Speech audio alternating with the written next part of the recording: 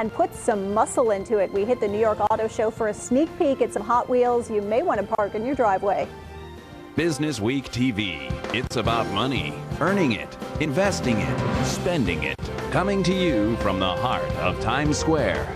The auto industry is bracing for the worst. Auto executives said this week that they are prepared to cut costs and lower production to weather the downturn in the economy. So talk of cost cutting came even as the auto industry gathered in New York for the annual New York International Auto Show. It's a chance for car makers to roll out the latest eye-catching designs and technology. Greg Clarkin toured the show floor to check out the latest. It's where cars are treated as stars. The New York Auto Show gives the industry a chance to show off its latest designs and technology. Cars that go easy on the environment were easy to find. Mercedes touted its clean-burning diesel system that will be available on its SUVs, allowing U.S. car buyers a chance to have their SUV and do their part for the environment. What we need, especially for the American market, how can we combine green technologies and cars where the American customer, what the American customer really like. Chrysler flexed its muscle cars, reintroducing the Challenger, a move that appeals to hot rodders at heart. Oh, this is absolutely going to appeal to the car enthusiasts. And you may think, well, that's only 10% of the community. But there are still people who want to have that weekend car, that fun car. And even if gas becomes $6 a gallon, people like myself will absolutely have a muscle car like this one in the garage. What appeals to the majority of car buyers is technology. MyRide.com surveyed consumers and found big demand for those little gadgets that make life easier. The number one finding was that 56% said that high technology was a major purchase driver in the car they were going to buy.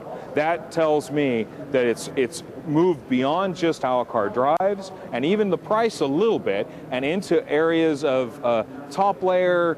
What's extra? What else can I get in this car that's going to make my drive more enjoyable and my experience better? One of those may be this fuel tank that doesn't need a fuel cap. Just take out the pump and it seals itself. It'll be on some of Ford's trucks. But the big question here is, will even the latest gadgets be enough to jumpstart sales in an industry bracing for a dismal year?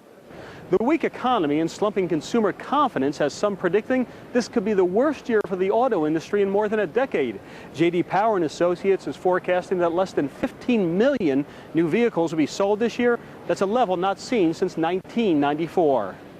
But good times or bad, the auto industry attracts entrepreneurs. Claudio Ballard is one of them. His first model is this $600,000 sports car.